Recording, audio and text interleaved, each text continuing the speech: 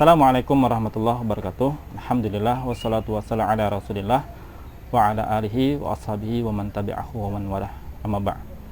Alhamdulillah para pemirsa yang budiman, beberapa hari lagi kita akan berjumpa dengan Idul Fitri ya, dan beberapa hari lagi juga kita akan berpisah dengan bulan suci Ramadan. Nah, di akhir bulan Ramadan ini ada satu ibadah yang kemudian sangat sering atau sangat familiar di telinga kaum muslimin, yaitu ibadah zakat. Walaupun sebenarnya secara keseluruhan zakat yang terikat atau terkait langsung dengan ibadah bulan suci Ramadan adalah zakat fitrah.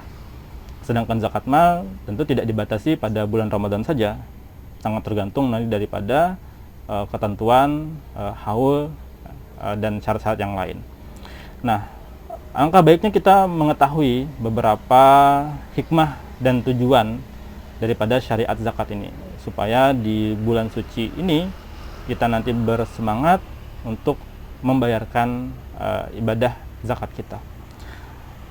Dalam kitab Nawazil Az-Zakah karya Dr. Abdullah Ibnu Mas'ud Al-Ghufli disebutkan beberapa tujuan dan hikmah dari pensyariatan zakat. Yang pertama, bahwa menunaikan zakat merupakan bagian nyata ketaatan dan ketundukan serta penghambaan kepada Allah Subhanahu wa taala. Yang kemudian zakat itu dianggap sebagai manifestasi atau implementasi dari ketakwaan, yaitu menjalankan perintah dan menjauhi larangannya. Sebagaimana yang dijelaskan dalam Quran surah Al-Baqarah ayat 23 dan Quran surah At-Taubah ayat 7. Yang kedua, bahwa menunaikan zakat itu sebagai bentuk ungkapan rasa syukur, berterima kasih kepada Allah atas harta yang telah diberikan kepada seorang muslim. Nah, syukur atas nikmat Allah ini adalah sebuah kewajiban bagi seorang muslim. Ya, artinya zakat sebagai bagian dari ungkapan rasa syukur seorang muslim atas harta yang telah Allah berikan kepada dia. Yang ketiga, zakat juga akan membersihkan muzaki dari dosa, sebagaimana yang dijelaskan dalam Quran surah At-Taubah ayat 105. Imam An-Nawawi rahimahullah dalam kitab Al-Majmu' mengatakan bahwa ilat atau alasan hukum wajibnya zakat adalah membersihkan jiwa dari dosa. Nah, sebagaimana hadis yang diriwayatkan oleh Imam Ahmad dari Mu'az bin Jabal dan diriwayatkan juga Imam At-Tirmizi bahwa Rasulullah SAW bersabda, "As-sadaqatu tudfi'ul khati'ah kama yudfi'ul ma'an-nar." Ya, artinya sedekah atau zakat dapat menghapus dosa yang disebabkan kesalahan sebagaimana air memadamkan api. Yang keempat, membersihkan muzaki dari sifat kikir dan bakhil. Al-Qassani menjelaskan bahwa zakat dapat membersihkan pelakunya dari sifat kikir, yaitu sifat yang tercela tentang pandangan hidup mengenai harta yang menyebabkan cinta dunia. Kemudian yang kelima, zakat juga membersihkan harta, karena dalam harta yang telah terpenuhi syarat dan ketentuannya ada hak-hak orang-orang yang kemudian memiliki harta tersebut. Jadi dalam harta yang sudah terpenuhi syarat zakat, artinya di situ harus dikeluarkan harta dari para mustahik itu sendiri. Ya, ini kemudian disebutkan oleh Nabi SAW ya, secara langsung melarang ya untuk memberikan zakat kepada keluarga Nabi, disebabkan zakat adalah kotoran manusia, ausakhun nas.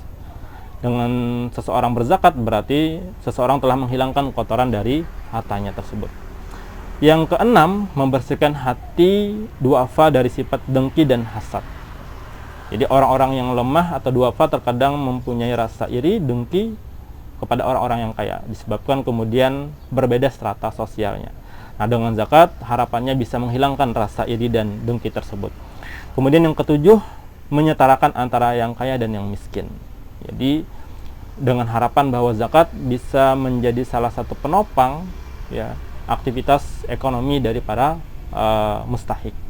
Kemudian kedelapan, tumbuh dan berkembangnya harta yang dizakati. Memang secara kuantitas harta yang dikeluarkan zakatnya itu berkurang jumlahnya, akan tetapi harta yang berkurang tersebut nanti akan Allah tumbuhkan sehingga jumlahnya akan bertambah, sebagaimana yang dijelaskan dalam Quran surah Al-Baqarah ayat 276. Sebagaimana juga dalam hadis Nabi SAW dari Rasulullah SAW bersabda, ma naqasat sadaqatun min malin, bahwa tidaklah kemudian zakat itu atau mengurangi harta dari jumlah hartanya. Kemudian yang terakhir, zakat juga akan membentuk tanggung jawab sosial, karena zakat sebagai piranti sosial yang nanti menyebarkan kebaikan, sikap saling membantu kepada muslim atau saudara-saudara muslim yang lain. Demikian beberapa hikmah dan tujuan dari pensyariatan ibadah zakat. Mudah-mudahan kita termasuk orang-orang yang nanti dimudahkan untuk beribadah mengeluarkan zakatnya. Itu saja yang bisa saya sampaikan. Mohon maaf atas segala kesalahan. Al-afu minkum wallahu muwaffiq ila aqwamit thariq. Wassalamualaikum warahmatullahi wabarakatuh.